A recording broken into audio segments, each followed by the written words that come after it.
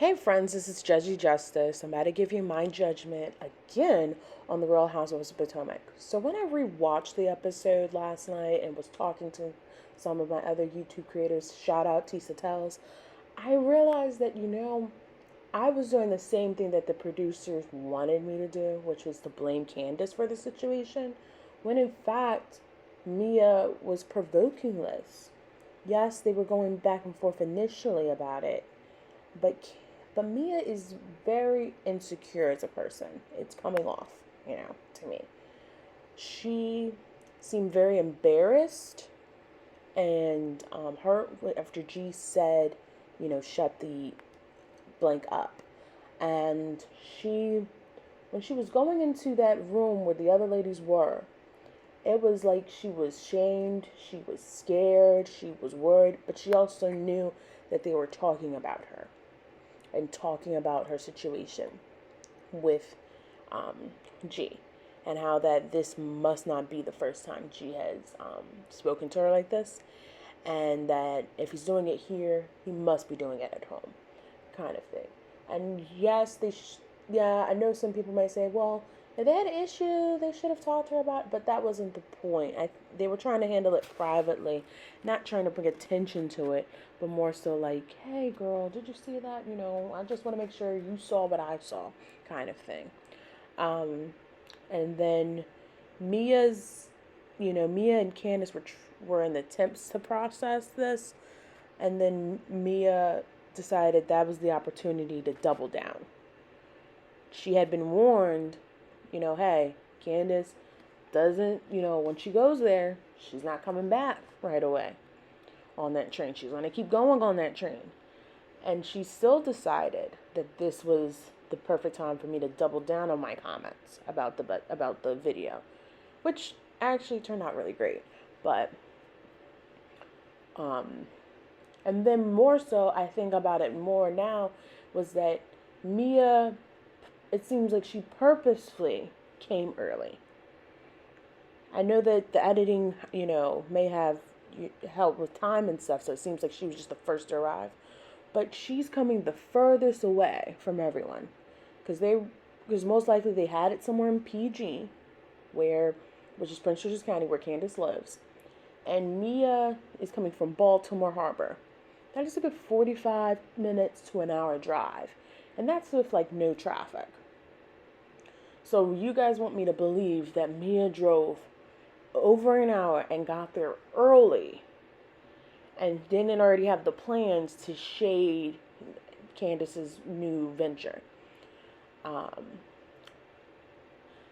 then also another thing was that Mia, when she got the comment, again, of like the Yo Mama budget, if she didn't like it when she was leaving, she could have just left it alone. She could have told her, hey, my mom and I are not in a great place. I don't really enjoy that comment.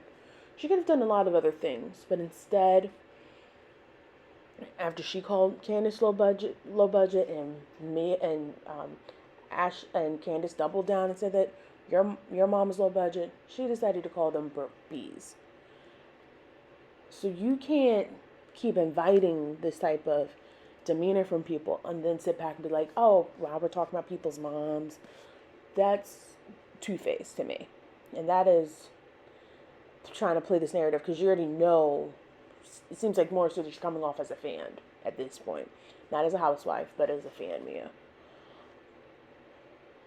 And I'm really interested with the way this salad flipping goes. Because I saw Karen. She got in the middle of it and put her hands up. And some people were thinking like, oh, this is so good for Karen.